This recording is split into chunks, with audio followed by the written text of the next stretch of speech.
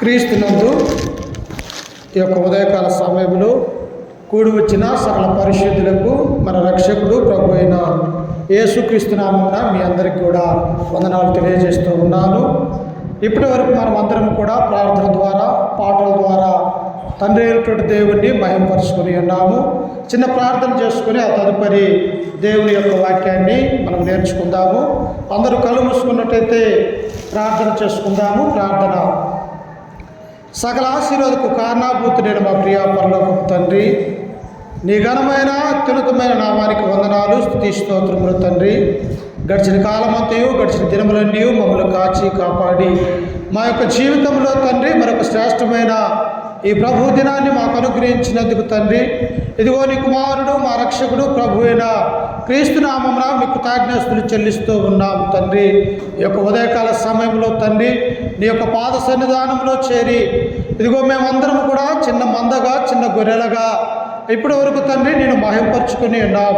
ఇదిగో తండ్రి పరిశుద్ధ గ్రంథంలో నుంచి నీ మాటలు మేము నేర్చుకుని పోతూ ఉంటుండగా ఇదిగో తండ్రి నిలవబడ్డటువంటి నేను నిరుత్త మాత్రుని తండ్రి, ఎందుకు పనికిరానటువంటి నన్ను నీ యొక్క సన్నిధిలో నిలవబెట్టుకొని నీ బిడ్డలకును మాకును మా యొక్క జీవితాలకి ఏ మాటలైతే అవసరమై ఉంటూ ఉన్నాయో తండ్రి ఆ వాక్యము బోధించడానికి తండ్రి నాకు శక్తి సామర్థ్యాలని, మంచి జ్ఞానాన్ని అనుగ్రహించండి తండ్రి. ఇదిగో వినుచున్నటువంటి నీ బిడ్డల యొక్క హృదయాన్ని తెరిచి నీ మాటలు తండ్రి వారి యొక్క హృదయంలో ఫలించి ఫలాభివృద్ధి చెందుటకు సహాయం చేయండి తండ్రి. ఇదిగో అంధకార శక్తుల్ని, సైతాన్ శక్తుల్ని, అల్లరి శక్తుల్ని మీరు దూరపరచండి తండ్రి.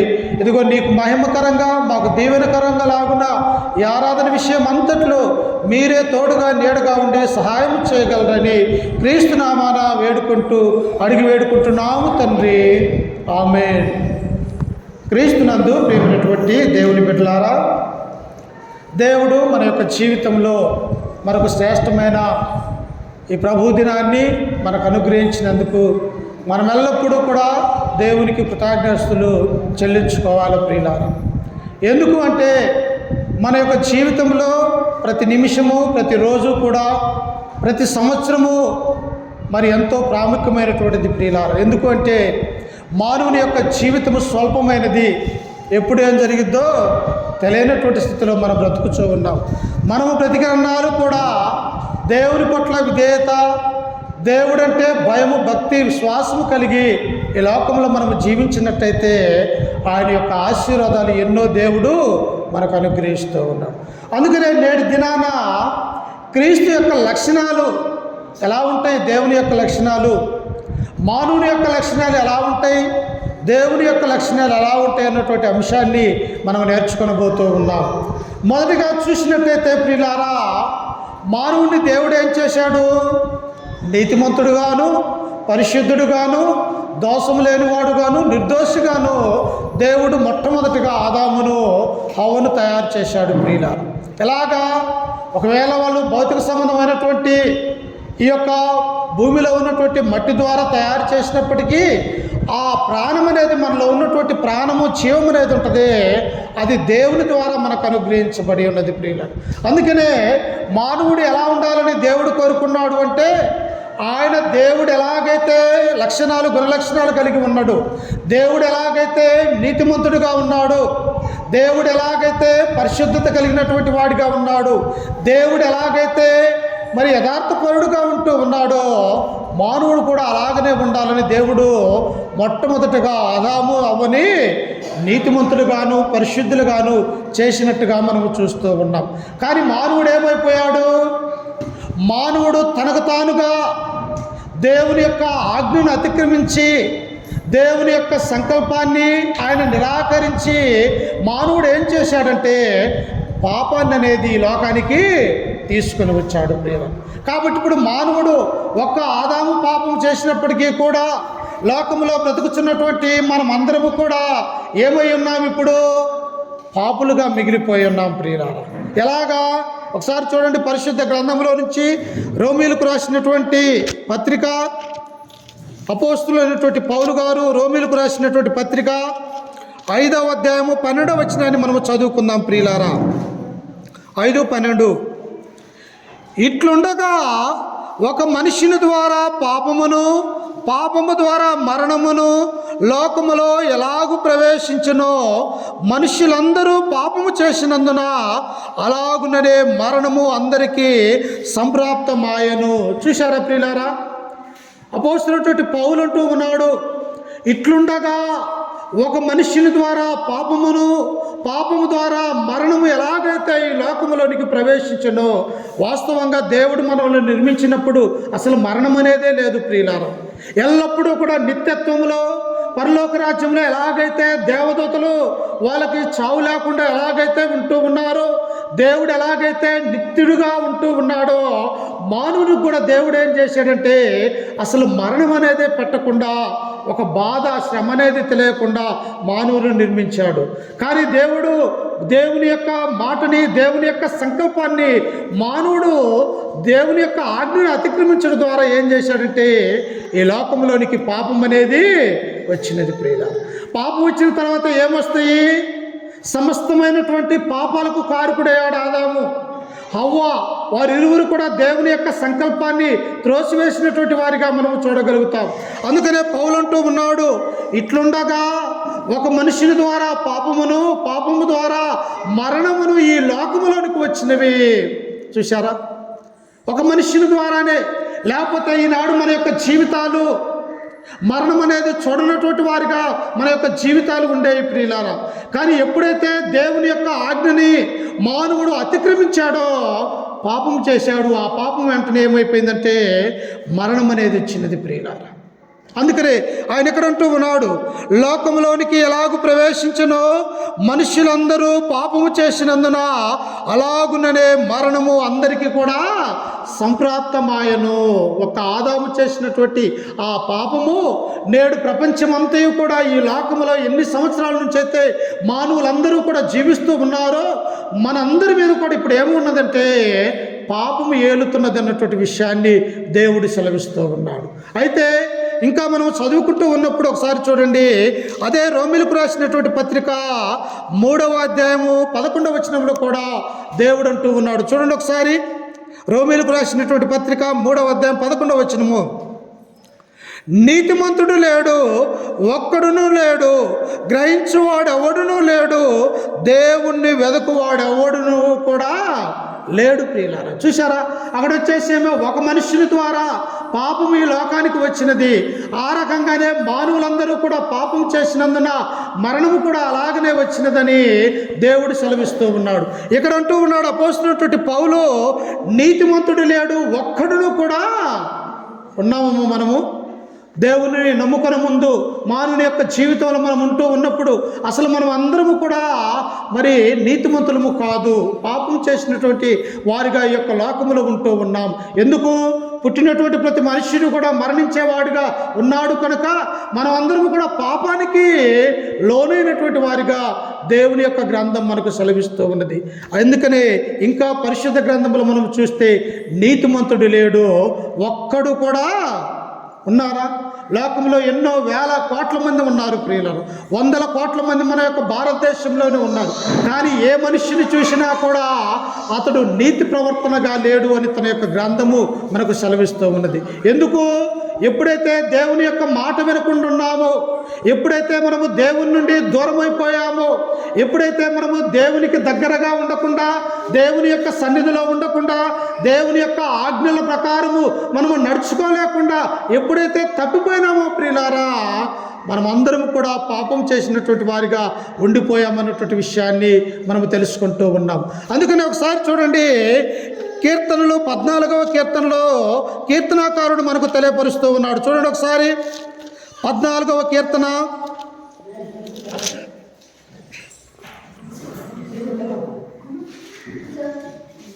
1 నుంచి 3 వచనాలు చదువుకుందాం. 14 1 నుంచి 3 వచనాలు. దేవుడు లేడని బుద్ధిహీనులు తమ హృదయములో అనుకొందురు. ఎవరంట? ఎక్కడున్నాడు దేవుడు? ఒకవేళ దేవుడు ఉండే మాట అయితే మనకు కనిపించాలి కదా, మనతో మాట్లాడాలి కదా. ఎక్కడ ఉన్నాడు దేవుడు అని ఎవరు అనుకుంటారంట? దేవుడు లేడని బుద్ధిహీనులు తమ హృదయములో అనుకుందురు. మానవుని యొక్క హృదయంలో దేవుని గురించినటువంటి ఆ ఆలోచన చేయక నన్ను నిర్మించినటువంటి దేవుడు ఎలాంటి వాడు, ఆయన ఎలాంటి పరిశుద్ధుడు అన్నటువంటి ఆ వివేచన జ్ఞానం లేనటువంటి మానవుడు తమ హృదయంలో ఏమనుకుంటున్నాడంటే అసలు దేవుడు అనేవాడే లేడు అంటూ ఉన్నాడు. అంటే ఎవరిల్లు? నాస్తికులు, దేవుని నమ్మనటువంటి వారు, దేవునికి దగ్గరగా రానటువంటి వారు. అసలు ఈ యొక్క భూప్రపంచం అంతయు కూడా మరి ఎలాగోలా నిర్మించబడ్డది, అది దేవుడు నిర్మించింది కాదు అని అనేక మంది నాస్తికులు మాట్లాడేవారిగా ఉంటూ ఉన్నారు. కానీ దైవ గ్రంథం ఏమంటూ ఉన్నది? దేవుడు లేడని బుద్ధిహీనులు ఎవరు అనుకుంటారు? బుద్ధి లేనటువంటి వారు అనుకుంటారు, దేవుని యొక్క జ్ఞానం లేనటువంటి వారు అనుకుంటారు. ఈ భూమిని తయారు చేయాలంటే మానవుల వల్ల అవుతుందా? ఆకాశాన్ని నిర్మించాలంటే ఏ మానవుడు చేయగలడు ప్రియులారా? సూర్యచంద్ర నక్షత్రాలు ఇందులో ఉన్నటువంటి సమస్తాన్ని చేయటానికి మానవుడి చేత కాదు ప్రియులారా. సృష్టించినటువంటి యొక్క మట్టిలో నుంచి అనేకమైనటువంటి ఖనిజాలు తీయగలడు, కానీ తను నిర్మించలేడు అన్నటువంటి విషయాన్ని ఈ మానవుడు మర్చిపోయి అసలు దేవుడే లేడని చెప్పేసి మానవుడు తమ యొక్క హృదయంలో అనుకుంటూ ఉన్నాడు. ఇప్పుడు దేవుడు లేడని మన యొక్క హృదయంలో అనుకుంటే మనం ఏం చేస్తాము? నన్ను ఎవరు చూస్తారు, నాకెవరు ఆజ్ఞ ఇస్తారు అని చెప్పేసి మనం అనేకంగా పాపాలు చేయటానికి తారుకులు అవుతాం ప్రియులారా. అందుకనే కీర్తనకారుడు ఇక్కడ అంటూ ఉన్నాడు, దేవుడు లేడని బుద్ధిహీనులు తమ హృదయములో అనుకొందురు. ఎందుకు అనుకుంటారంట? వారు దుష్ట ప్రవర్తులై అసహ్య కార్యములు చేయుదురు, మేలు చేయువాడు ఒకడును లేడు. ఏ మానవుడిని చూసినా కూడా దేవుని నుండి దూరం అయిపోయిన తర్వాత ఎలాంటి ఆలోచనలు వచ్చినాయి? కయ్యూనుకు హేబేలుకు భూమి మీద 4 మనుషులు మాత్రమే ఉన్నారు. 1 ఆదాము, 2 తల్లి అయినటువంటి హవ్వ, వారిరువురికి దేవుడిచ్చినటువంటి కుమారులు కయ్యూను హేబేలు ఉంటే ప్రియులారా, ఈ బుద్ధి లేనటువంటి కయ్యూను ఏం చేశాడంటే లోకమంతా కూడా మానవులు లేరు, అసలు మనుషులు లేరు.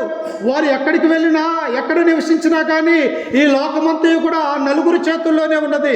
కానీ దుష్ట ప్రవర్తన కలిగినటువంటి యొక్క కయ్యూను ఏం చేశాడంటే దేవుడు నా తమ్ముడి యొక్క మాట వింటూ ఉన్నాడు, కానీ నా యొక్క మాట ఆలకించటం లేదు, నన్ను దూరంగా ఉంచుతున్నాడని చెప్పేసి తమ హృదయంలో ఆలోచించుకొని నరహత్య కొరకు ప్రారంభమైనట్టుగా మనము చూస్తూ ఉన్నాం. ఎందువల్ల?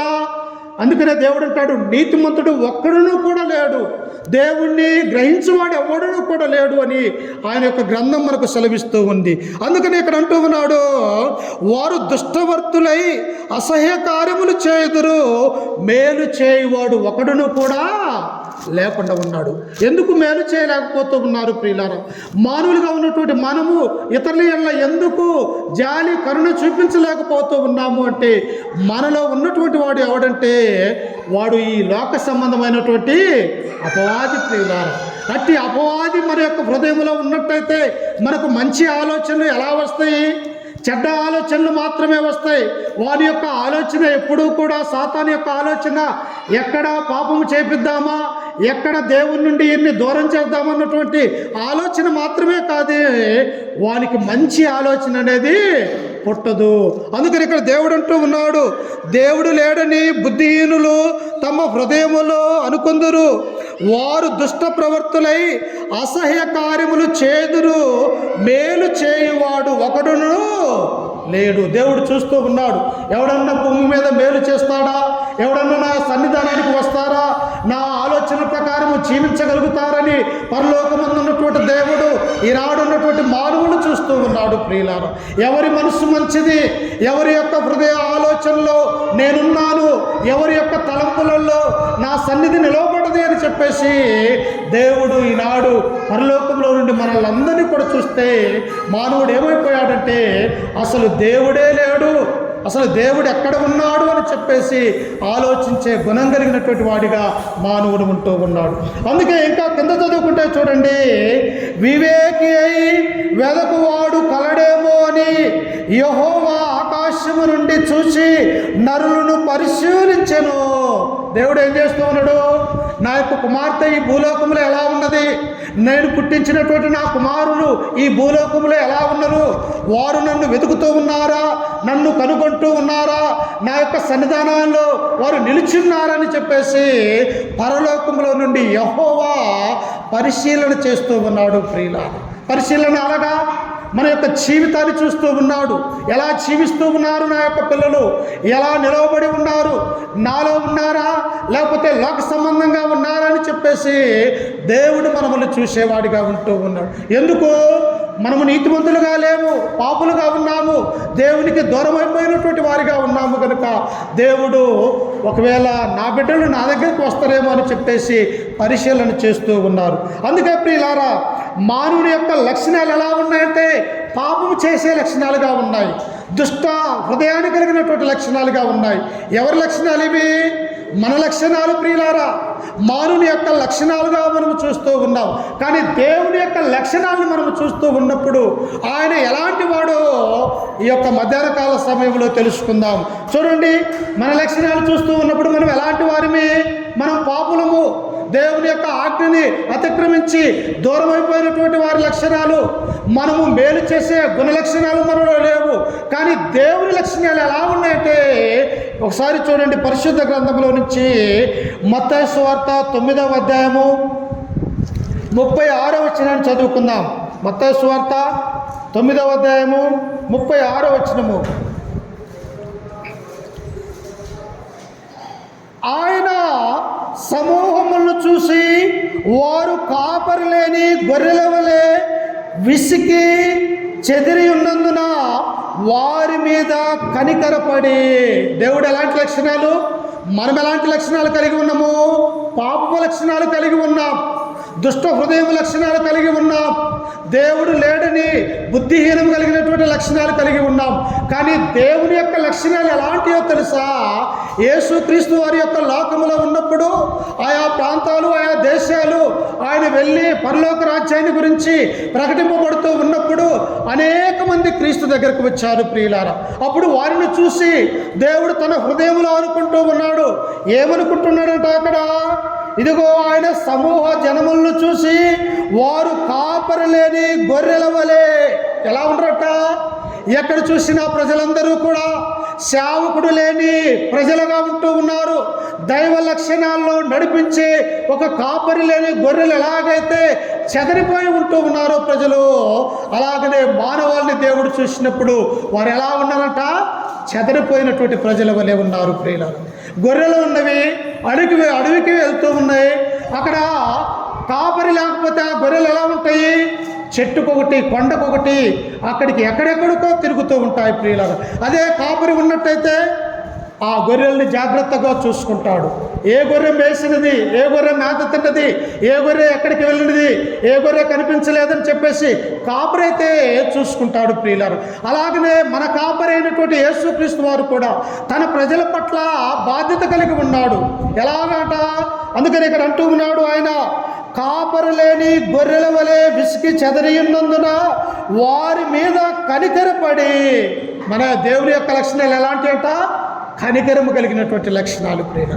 ఎవరైతే వ్యాధితో ఉన్నారు, ఎవరైతే అనారోగ్యం కలిగి ఉన్నారు, ఎవరైతే దేవుని నుండి దూరం అయిపోయి చెదిరిపోయి ఉన్నారో అట్టి వారిని దేవుని యొద్దకు తీసుకురావాలన్నటువంటి ఒక మంచి హృదయము, మంచి లక్షణం ఏంటంటే కనికరము ప్రియులారా. కనికరము అంటే జాలి పడుతూ ఉన్నాడు మన మీద. మనకైతే ఉంటుందా? ఇతరుల మీద జాలి పడతామా? మనము ఇతరుల మీద మరి ఆలోచిస్తాము? అసలు మనమే చూసుకుంటాము, కానీ ఇతరుల ఏళ్ళ మనం అసలు కనికరం పడం ప్రియులారు. కానీ దేవుని యొక్క లక్షణం ఎలా ఉంటుంది? ఆయన కనికరము కలిగినటువంటి వాడు, ఆయన జాలిపలేవాడిగా ఉన్నాడు. నా యొక్క బిడ్డలు నా నుండి దూరం అయిపోతూ ఉన్నారే, వారిని ఎలాగైనా నా చెంతకు తీసుకొని రావాలి అని చెప్పేసి వాళ్ళు కనికర పడుతూ ఉన్నాడు మన ప్రభు. అందుకని ఇక్కడ యేసుక్రీస్తు స్వయంగా అంటూ ఉన్నాడు. చూడండి అక్కడ 37వ వచనంలో, కోత విస్తారమే గాని పనివారు కొద్దిగా ఉన్నారు గనుక తన కోతకు పనివారిని పంపుమని కోత యజమానుని వేడుకొనుడని తన శిష్యులతో చెప్పెను. అయ్యా, ఈ ప్రపంచ దేశంలో ఉన్నటువంటి మానవాళ్ళందరూ కూడా తమ యొక్క మార్గాలను చెరిపేసుకొని ఈ లోకంలో చెదిరిపోయినటువంటి గొర్రెల వరే ఉన్నారు. కాబట్టి క్రీస్తు ఏమంటున్నాడు? ఆ మనుష్యుల మీద అనగా మన మీద కనికరపడి తన శిష్యులతో దేవుడు సెలవిస్తూ ఉన్నాడయ్యా, ఈ ప్రజలందరూ కూడా చెదరిపోయినటువంటి గొర్రెల వలె ఉన్నారు. కాబట్టి మీరేం చేయాలి? తండ్రి అయినటువంటి దేవుణ్ణి వేడుకోనండి. అయ్యా, మా యొక్క భూలోకంలోనికి మంచి స్వార్థకుల్ని పంపించండి. మేము కాపరి లేని గొర్రెల వలె చెదరిపోయి ఉన్నాము.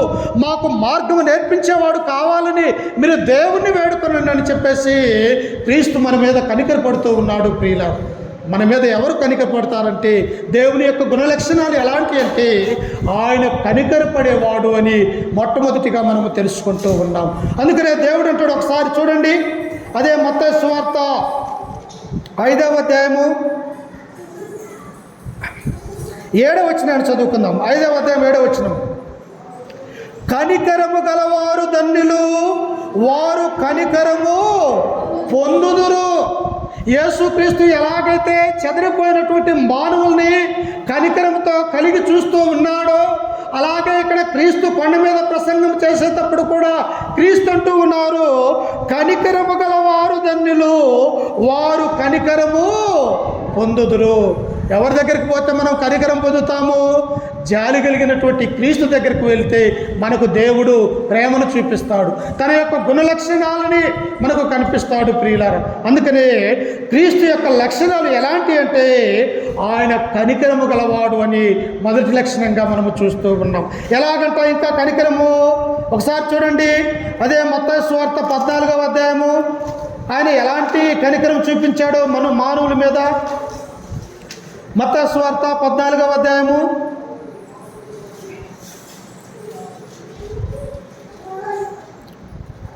13వ వచనాన్ని చదువుకుందాం. 14:13 మత్తయి సువార్త 14:13. యేసు ఆ సంగతి విని దోణ ఎక్కి అక్కడ నుండి అరణ్య ప్రదేశమునకు ఏకాంతముగా వెళ్ళెను. జన సమూహములు ఆ సంగతి విని పట్టణముల నుండి కాలినడకన ఆయన వెంట వచ్చింది. చూశారా, ఈనాడన్నా ఒక సువార్త కొడిక పెట్టాలంటే ఆటో పెట్టి మైకులు పెట్టాయా, ఫలాని తారీఖున మా యొక్క ఎల్లారెడ్డిపల్లె గ్రామంలో సువార్త సభ జరుగుతూ ఉన్నది, మీరు వచ్చి దేవుని యొక్క వాక్యాన్ని విని రక్షణ పొందుండి అని చెప్పేసి ఈనాడు మనము అనేక మైకుల ద్వారా సెలవిస్తూ ఉన్నాం. కానీ యేసుక్రీస్తు వారు ఎక్కడుంటే అక్కడే ప్రజలు వెంబడిస్తూ ఉన్నారు. ప్రియులారా, ఆయన గలిలయ పట్టణంలోకి వెళితే అక్కడ ఉంటూ ఉన్నారు. ఒకవేళ అరణ్య ప్రదేశానికి వెళ్ళి దేవునితో ఏకాంతముగా నేను ప్రార్థన చేద్దాం అనుకుంటే ఆయన వెంబడించేటువంటి ప్రజలందరూ కూడా అరణ్య ప్రదేశానికి ఆయనతో పాటు వెళ్తూ ఉన్నారు. ప్రియులారా, ఎందుకు? తమ మనస్సులు మార్చుకోవటానికి, తమ యొక్క హృదయాన్ని మార్చుకొని దేవుని వైపు తిరగటానికి ప్రజలందరూ కూడా క్రీస్తుని వెంబడించే వారిగా మనం ఇక్కడ చూస్తూ ఉన్నాం. అందుకే చూడండి, కింద వచనంలో చదువుకుంటే 14వ వచనంలో ఆయన వచ్చి ఆ గొప్ప సమూహమును చూసి వారి మీద కనికరపడి. చూశారా ప్రియులారా, అక్కడ వచ్చేసేమో చెదరిపోయినటువంటి గొర్రెల వరే ఈ ప్రజలు ఉన్నారు, నా నుండి దూరమైపోయినటువంటి వారిగా ఉన్నారని వారి మీద కనికరపడ్డారు. ఇక్కడ చూస్తే అరణ్యములో ఆయనను వెంబడించినటువంటి ప్రజలందరూ కూడా యేసు క్రీస్తు చూసి కనికరపడుతూ ఉన్నారు. ప్రియులారా, అయ్యో నా బిడ్డలు ఎంతమంది నా వాక్యం వినటానికి వచ్చారు, వారు పట్టణానికి పోతే పట్టణానికి వెళ్తూ వస్తున్నారు, ఒకవేళ గ్రామానికి వెళ్ళి అక్కడికి వెళ్తే అక్కడికి వస్తూ ఉన్నారు, ఒకవేళ అరణ్యానికి వెళ్ళి నేను ప్రార్థన చేసుకుందామంటే ఈ అరణ్యంలోనికి కూడా కొన్ని వేల మంది నన్ను వెంబడిస్తూ ఉన్నారని వారి మీద దేవుడు ఏం చేశాడంట? కనికరపడుతూ ఉన్నాడు. ప్రియులారా, అందుకే ఏం చేశాడు చూడండి, వారి మీద కనికరపడి వారిలో రోగులైన వారిని స్వస్థపరచను.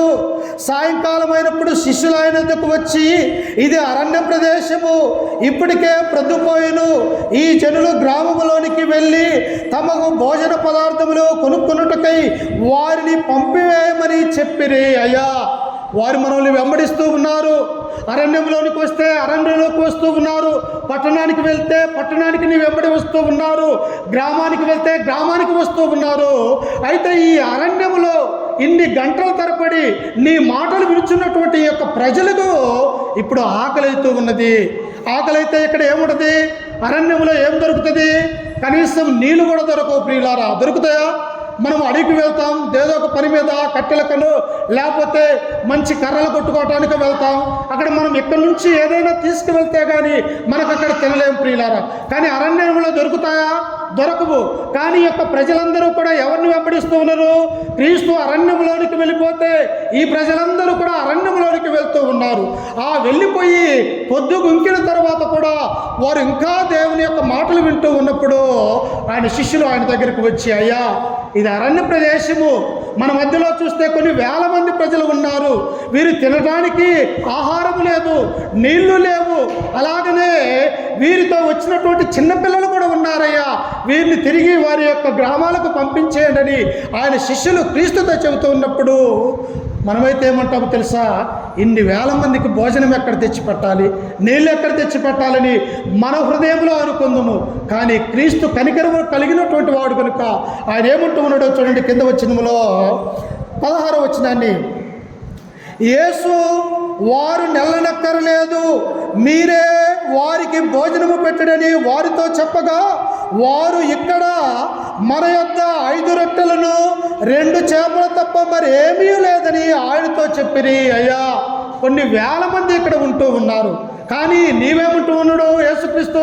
వారు ఎక్కడికి కూడా వెళ్ళవలసిన అవసరం లేదు, వారి అరణ్యంలోనే ఉండనివ్వండి. అప్పుడు శిష్యులు అంటూ ఉన్నారు, మన యొద్ద మరి 5 రొట్టెలు మాత్రమే ఉన్నవి, 2 చేపలు ఉన్నవి, ఇన్ని వేల మందికి ఎలాగ పెట్టాలని చెప్పేసి క్రీస్తు ప్రభుని అడుగుతూ ఉన్నారు ప్రియులారా. అప్పుడు క్రీస్తు కింద వచనంలో చదువుకుంటే చూడండి, ఆయన 19వ వచనము, పచ్చిక మీద పత్తికి కూర్చుండనని జనులకు ఆజ్ఞాపించి ఆ 5 రొట్టెలను 2 చేపలను పట్టుకొని ఆకాశం వైపు కన్నులెత్తి ఆశీర్వదించి ఆ రొట్టెలు విరిచి శిష్యులకిచ్చెను. శిష్యులు జనులకు వడ్డించిరి. ఎందువల్ల? ఎక్కడైతే అరణ్యంలో నా ప్రజలు ఉన్నారో వారి యొక్క ఆకలిని, వారి యొక్క దాహాన్ని దేవుడు తీస్తూ ఉన్నాడు ప్రియులారా. ఎందువల్లంటే దేవుణ్ణి నమ్ముకునడం వల్ల, దేవుణ్ణి అనుసరించటం వల్ల, దేవుని యొక్క మాటలు వినటం వల్ల వారి దగ్గర 5 రొట్టెలు మాత్రమే ఉన్నాయి, 2 చేపలు మాత్రమే ఉన్నాయి. ఒకవేళ అవి పెడితే ఎంతమంది తినగలరు? ఒక 5గురు తినగలరు. కానీ ఇక్కడ ఎంతమంది ఉన్నారు? కొన్ని వేల మంది జనం ఉన్నారు ప్రియులారా. అప్పుడు ఆ రొట్టెల్ని, ఆ చేపల్ని క్రీస్తు ప్రభు తన దగ్గరకు తీసుకొని ఆకాశం వైపు దేవునికి మొరపెట్టినప్పుడు ప్రియులారా ఇంచుమించు 5,000 మందికి వారు ఆహారం పెట్టాడు. ఇంకా ఎన్ని మిగిలాయి? 12 గంపలు అక్కడ మిగిలిపోయి ఉన్నాయి. అంటే దేవుడు కనికర పడితే ఎలా చేస్తాడంట? నీకు ఆహారాన్ని దేవుడు ఇస్తాడు. నీ యొక్క కుటుంబంలో ఏ అవసరత ఉన్నా ఆ అవసరత తీర్చేవాడిగా యేసు క్రీస్తు యొక్క గుణలక్షణాలని ఇక్కడ మనము చూస్తూ ఉన్నాం ప్రియులను. మొట్టమొదటిగా ఆయన ఎలాంటి వాడంటే కనికరము కలిగినటువంటి దేవుడు. కనికరము అంటే నీకు ఆహారాన్ని ఇచ్చేవాడు, నీళ్ళనిచ్చేవాడు. అందుకనే దేవుని యొక్క లక్షణం ఎలా ఉంటుందంటే కనికరము కలిగినటువంటి వాడు. మనము కూడా ఎలా ఉండాలి? దేవుని అనుసరించేవారము, దేవుని యొక్క గుణలక్షణాలు కలిగినటువంటి వారిగా ఉండాలి. మనము కూడా మనకున్నటువంటి దాంట్లోనే ఇతరులకు పంచిపెట్టే వారిగా ఉండాలి ప్రియులను. ఎందుకు? మన యొక్క దేవుడు కనికరం కలిగినటువంటి వాడు కనుక ఆయన నమ్మినటువంటి మనము కూడా ఎలా ఉండాలంటే ఇతరుల ఎడల కనికరము చూపించే వారిగా మనం ఉండాలి ప్రియులారా. రెండవదిగా చూస్తే ప్రియులారా ఆయన దీనత్వము కలిగినటువంటి వాడు యేసుక్రీస్తు. మొట్టమొదటిగా ఆయన లక్షణం ఎలాంటిది? కనికరము కలిగినటువంటి వాడు. కనికరము అనగా నీకు ఆహారం ఇచ్చేవాడు, ఆ బాధలలో ఉన్నప్పుడు బాధలు నెరవేర్చేవాడిగా ఉన్నాడు. రెండవ లక్షణం ఎలాంటిదంటే ఆయన దీనత్వము కలిగినటువంటి వాడు. దేని విషయంలో దీనత్వం కలిగి ఉన్నాడు? ఒకసారి చూడండి, లూకా సువార్త 22వ అధ్యాయము 27వ వచనాన్ని మనం చదువుకుందాం. లూకా సువార్త 22వ అధ్యాయము 27వ వచనాన్ని చదువుకుందాం.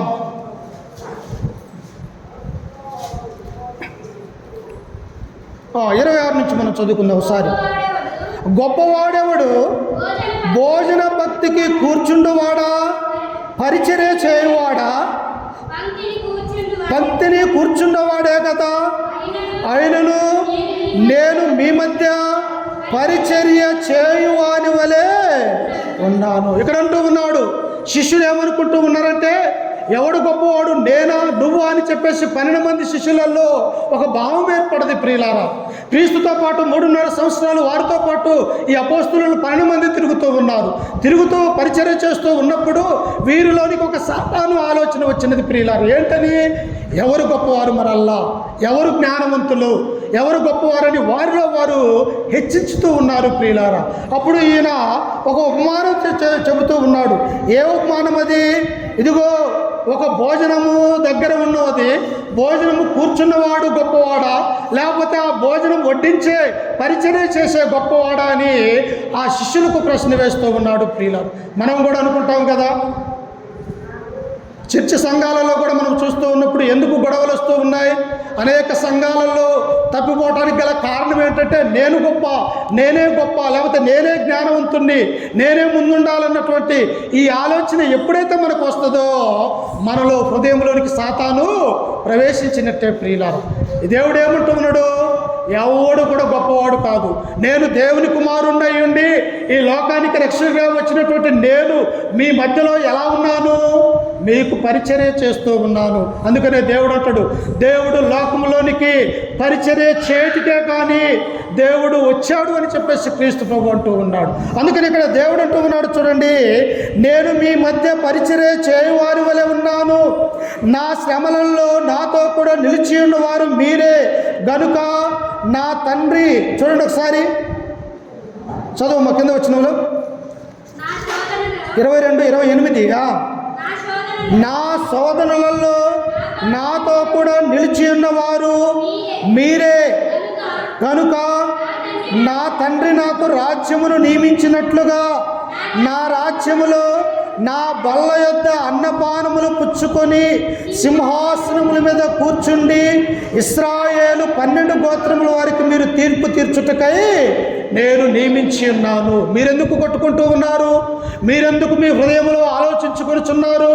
ఈ లోకములో ఎవడైతే పరిచర్య చేస్తాడో, ఈ లోకములో ఎవడైతే దీనత్వం కలిగి ఉన్నాడో వారు పరలోక రాజ్యంలో గొప్పవారిగా పిలవబడతాడు ప్రియులు. అందుకనే దేవుడు అంటాడు, తనను తాను తగ్గించుకుని వాడు హెచ్చింపబడును, తనను తాను ఈ లోకంలో మరి హెచ్చించబడిన వాడు తగ్గించబడును ప్రియుల. యేసుక్రీస్తు ఎలా ఉన్నాడు? ఆయన పరలోకములో దేవుని యొక్క కుమారుడుగా, దేవదూతలు ఎల్లప్పుడూ కూడా పరిశుద్ధుడు, దేవుని యొక్క కుమారుడని ఆయన్ను పూజించేవారిగా ఉన్నప్పటికీ కూడా అది గొప్ప భాగ్యమని ఎంచుకోకుండా మన కొరకు దీనత్వము కలిగి పశువుల యొక్క తొట్టిలో ఆయన అరుండబెట్టినాడు ప్రియులు. ఆయన ఏమన్నా రాజుల యొక్క గృహములో ఆయన పుట్టాడా? లేదు. ఒక పేదరాలి కడుపున కన్యకైనటువంటి మరియ గర్భాన ఆయన జన్మించినాడు ప్రియులారా. ఆయన ఉన్నది ఎక్కడ? పశువుల పాకలో పుట్టాడు. ఆయన పెరిగింది ఎక్కడ? ఒకానొక సమయంలో అక్కడ శాస్త్రులు పరిశీలన అంటాడు, అయ్యా నీవెక్కడికి వెళ్ళినాను, నీ వెంట వచ్చేదనమని శాస్త్రి అడిగినప్పుడు నక్కలకు బొరేలుండును, ఆకాశ పక్షులకు గూళ్ళున్నాయి, కానీ మనుష్య కుమారుడు నివసించడానికి స్థలము లేదు ప్రియుల. ఉన్నదా దేవునికి? ఈ లోకమంతయు కూడా ఆయనదే. కానీ ఆయన చనిపోయినప్పుడు ఎక్కడ పరుండబెట్టాడు? వేరొకడు తొలుచుకున్నటువంటి సమాధిలో ఆయనని పరుండబెట్టాడు. అంటే ఆయన దీనత్వం కలిగినటువంటి వాడిగా ఉంటూ ఉన్నాడు. ఆయన శిలువ మీద ఉన్నటువంటి ఆయన, శిలువ కింద ఉన్నటువంటి స్త్రీలు పురుషులు ఆయన్ను వెంబడించినటువంటి వారందరూ కూడా ఏడుస్తూ ఉన్నప్పుడు దేవుడు ఏమన్నాడో తెలుసా? అమ్మ, నా కొరకు కాదు మీరు ఏడవలసినది, మీ కొరకు, మీ పిల్లల కొరకు ఏడవన్నారు. అంటే ఆయన దీనత్వాన్ని మనం ఇక్కడ చూస్తూ ఉన్నాం. అంత మాత్రమే కాదు, ఆయన ఒక తువాలు తన యొక్క భుజం మీద వేసుకొని 12 మంది శిష్యుల్ని వరుసగా నిలవబెట్టి వారి యొక్క పాదములను కడిగినటువంటి వాడిగా క్రీస్తును మనం చూడము. మనకున్నదమ్మ, అసలు మనము పరిచర్య చేయాలంటే అసలు మనము పరిచర్య చేయము. మనము హుందాగా ఉండాలంటే ఉంటాము, కానీ తగ్గింపు స్వభావం కలిగి ఉండాలంటే మనం అసలు ఉండవు ప్రియులు. కానీ క్రీస్తు యొక్క గుణలక్షణాలలో రెండవ విషయం ఏమిటంటే ఆయన దీనత్వం కలిగినటువంటి వాడిగా ఉన్నాడు అని మనం గుర్తుంచుకోవాలి ప్రియులు. దీనత్వము ఎలా ఉన్నదంట? ఇంకా చూడండి ఒకసారి, ఫిలిప్పీలకు రాసినటువంటి పత్రిక 2వ అధ్యాయము, ఫిలిప్పీలకు రాసినటువంటి పత్రిక 2వ అధ్యాయము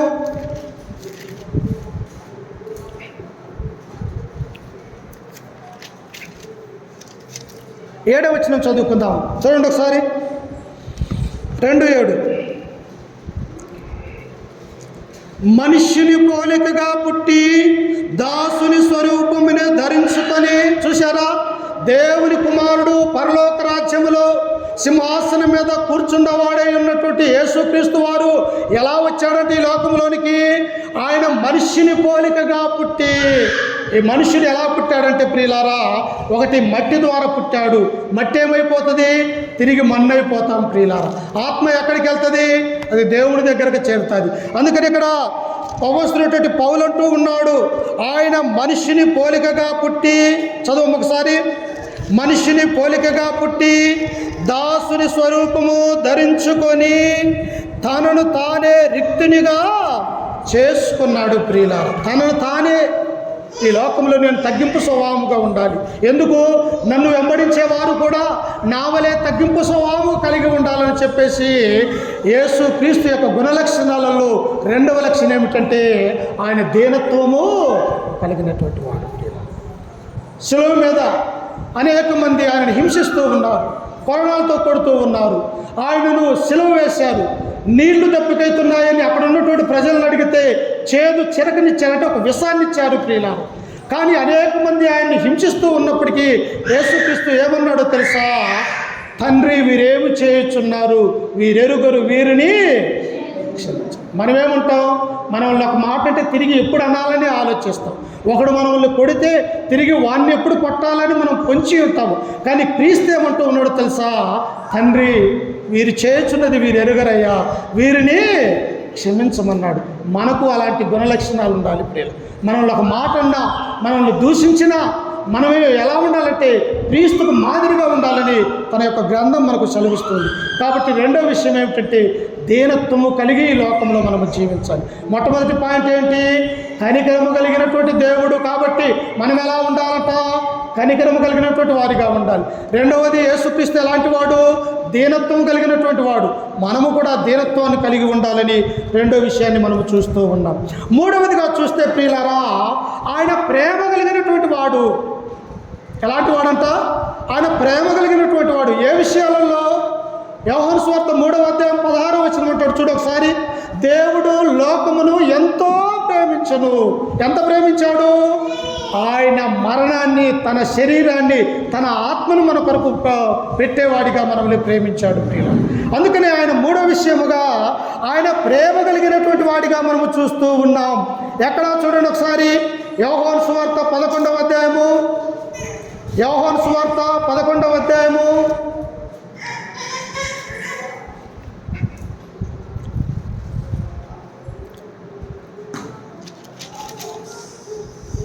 5వ వచనం చదువుకుందాం. యోహాను సువార్త 11వ అధ్యాయం 5వ వచనము. యేసు మార్తను, ఆమె సహోదరుని లాజరును ప్రేమించెను. ఎవరిని ప్రేమించాడు? యేసుక్రీస్తు ప్రేమించదలుచుకుంటే ఉన్నతమైనటువంటి భూలోక రాజులని, లేకపోతే గొప్ప ధనవంతులని ఆయన స్నేహితుడిగా ప్రేమించలేదు. కానీ ఎవరైతే పేదలుగా ఉంటూ ఉన్నారు, ఎవరైతే ఈ లోకంలో దరిద్రులు అనుకునేటువంటి వారు ఉన్నారో దేవుడు వారిని ప్రేమించేవాడిగా ఉంటూ ఉన్నాడు ప్రియులు. అందుకని ఇక్కడ యేసుక్రీస్తు ఎవరిని ప్రేమించాడంట? బేతనియ గ్రామంలో ఉన్నటువంటి మార్త, మరియా అనేటువంటి 2 అక్క చెల్లెలు ఉన్నారు. వారి యొక్క తమ్ముడైనటువంటి లాజరు కూడా ఉన్నారు. ఒకానొక సమయంలో ఆ లాజరు అనారోగ్యం కలిగి మరణించినప్పుడు యేసుక్రీస్తు వారు ఆ యొక్క బేతనియ గ్రామానికి వెళ్ళినప్పుడు ఇక్కడ చెబుతున్నటువంటి మాటలు ఏమిటంటే, యేసు మార్తను, ఆమె సహోదరుని లాజరుని ప్రేమించాడు ప్రియుల. ప్రేమ ఏం చేస్తుందో తెలుసా? ప్రేమ గొప్పలు చెప్పుకోదు, ప్రేమ డమ్మవుగా ప్రవర్తించదు, ప్రేమ అన్ని తాలుకొనుడని కొరింథీయులకు రాసినటువంటి 1వ పత్రిక 13వ అధ్యాయంలో మొత్తం ప్రేమ గురించే ఉంటుంది ప్రియుల. అందుకే ఇక్కడ యేసుక్రీస్తు ఎవరిని ప్రేమిస్తున్నాడట? ఒక మానవుని దేవుడు ప్రేమిస్తూ ఉన్నాడు. మార్తని, మరియని, లాజరుని ప్రేమిస్తూ ఉన్నాడు. ప్రేమించిన తర్వాత ఎలా ఉన్నాడంట ఆయన? ఒకసారి చూడండి, అదే 11వ అధ్యాయము 34వ వచనాన్ని చదువుకుందాం. 33 నుంచి చదువుకుందాం. ఒకసారి చూడండి. ఆమె ఏడ్చుటయు, ఆమెతో కూడా వచ్చిన యూదులు ఏడ్చుటయు యేసు చూసి కలవరపడి, ఎందుకంట ఆయన ప్రేమించినటువంటి ఉన్నటువంటి లాజరు చనిపోయాడు. అప్పటికే 3 దినాలు 4 దినాలు అయిపోయింది. అప్పుడు ఆ బేతనియా గ్రామానికి వచ్చినప్పుడు ఆమె అక్క చెల్లెళ్ళైనటువంటి మార్తా మరియా ఏడుస్తూ ఉన్నారు. అయ్యో, నా ఒక్కగానొక్క తమ్ముడు లాజరు చనిపోయాడే, మేము ఎలా బ్రతకాలి అని చెప్పేసి వారు కన్నీరు కారుస్తూ ఉన్నప్పుడు, వారితో పాటు యూదులందరూ కూడా ఆ ఇంటికి వచ్చి ఏడుస్తూ ఉన్నప్పుడు క్రీస్తు అక్కడికి వచ్చాడు. ప్రియులారా, వచ్చినప్పుడు ఆయన ఏమంటూ ఉన్నాడో చూడండి. అక్కడ 33వ వచనంలో, ఆమె ఏడ్చుటయు ఆమెతో కూడా వచ్చిన యూదులు ఏడ్చుటయు యేసు చూసి కలవరపడి ఆత్మలో మూలుగుచు అతనిని ఎక్కడి నుంచి ఇతరని అడగగా. యేసుక్రీస్తు ఎంత దయామలుడో చూడండి ప్రియులారా. ఆయన ఎంతమంది మరణించే వాళ్ళని చూడొచ్చు. రోజుకు కొన్ని 100 మంది భూప్రపంచం మీద మరణిస్తూ ఉన్నారు. కానీ ఆయన ప్రేమిస్తే ఎలా ఉంటుందో తెలుసా?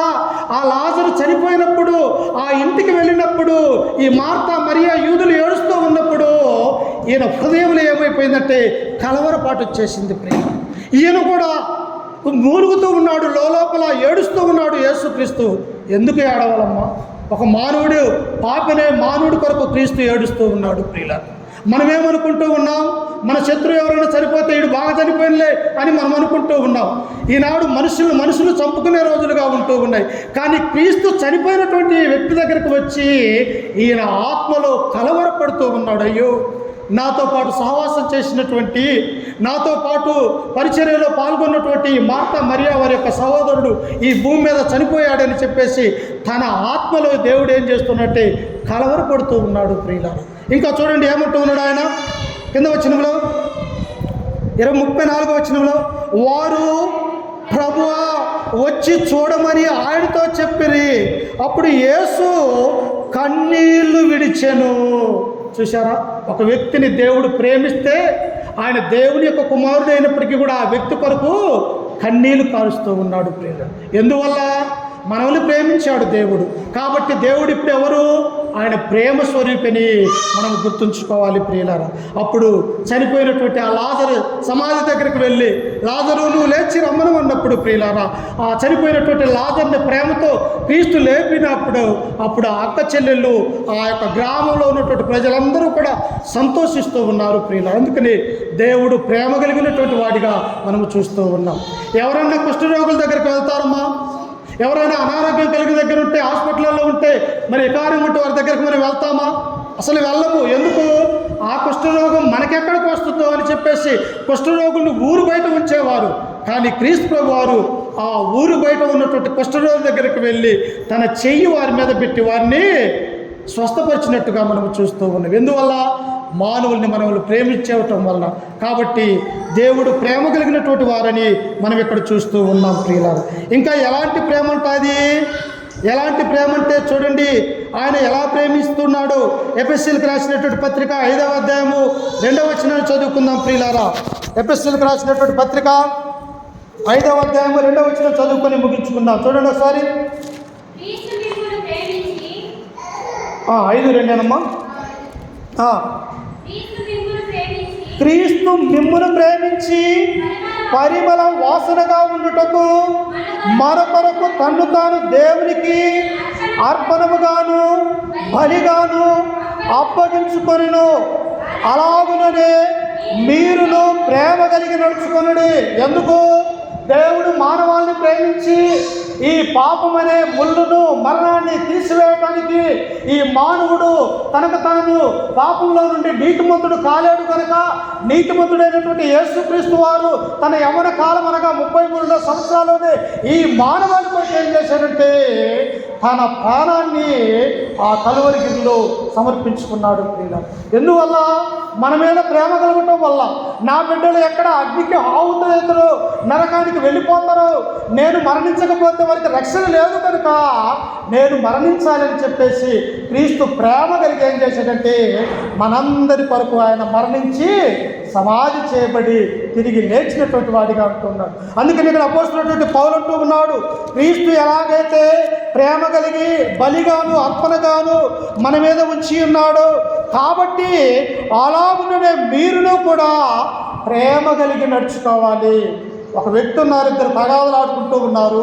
మనం వెళ్ళి వారితో పాటు తగాదంటే సరిపోతుందా? కాదు. మంచి మాటలతో ప్రేమ కలిగి ఇద్దరికి సర్ది చెప్పితే ఏమవుతుందంటే ఆ గొడవ అంతటితోటి పోతూ ఉన్నది ప్రియులారా. కాబట్టి మనము కూడా ప్రేమ కలిగి జీవించాలి. చూసారా, క్రీస్తు యొక్క గుణలక్షణాలు ఎలా ఉన్నాయి? ఆయన కనికరపడివాడు, ఆయన దీనత్వం కలిగినటువంటి వాడు, ఆయన ప్రేమ కలిగినటువంటి వాడిగా మనము చూస్తూ ఉన్నాం. క్రీస్తుని నమ్ముకున్నటువంటి మనము కూడా ఈ 3 లక్షణాలు కలిగి ఉండాలని చెప్పేసి ఈ వాక్యం ద్వారా మిమ్మల్ని హెచ్చరిస్తూ, ఈ మాటలు నన్ను నేను కూడా హెచ్చరిక చేసుకుంటూ ఓపికతో మీ అందరికీ మన రక్షకుడు ప్రభు అయిన యేసుక్రీస్తు నామమున వందనాలు తెలియజేస్తూ ఈ వాక్యాన్ని ముగించుకుంటూ ఉన్నాం ప్రియులారా. సమయం